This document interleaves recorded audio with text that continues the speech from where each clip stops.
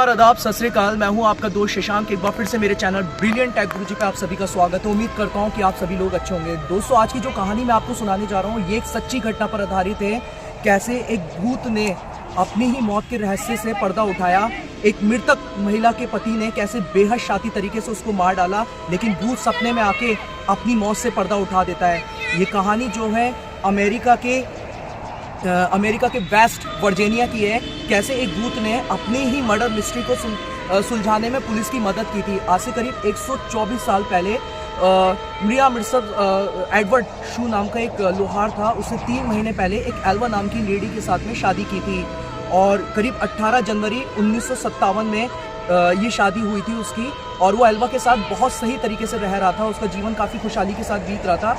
जब एल्बर्ट जिस जगह पे काम करता था, उसने अपने साथ एक लड़के को अपने घर भेजा जिस जगह पे वो काम करता था, ये चेक करवाने के लिए कि उसकी जो वाइफ है वो ठीक तरीके से रह रही है, उसको कोई दिक्कत तो नहीं है, कुछ उसको लाना तो नहीं है।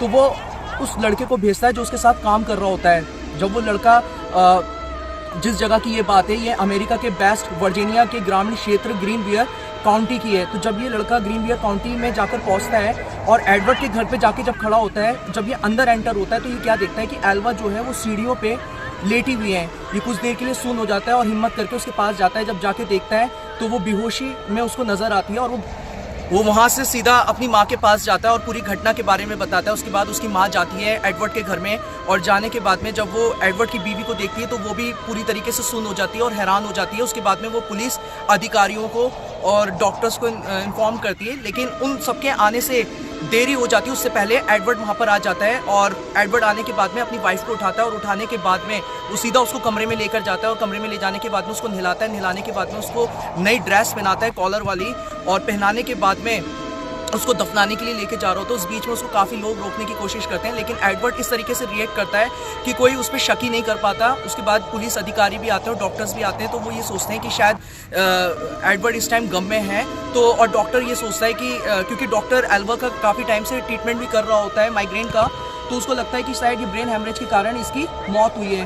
तो उसके बाद में उसका क्रियाक्रम होता है। उसके बाद में सब लोग चले जाते हैं, लेकिन एडवर्ड की जो सास होती है यानी एल्वा की जो माँ होती है अलीना, वो इस शादी से खुश नहीं होती है और उसके बाद में वो अपनी बेटी की आत्मा को बुलाने के लिए कई तरह की कोशिश प्रयास करती है।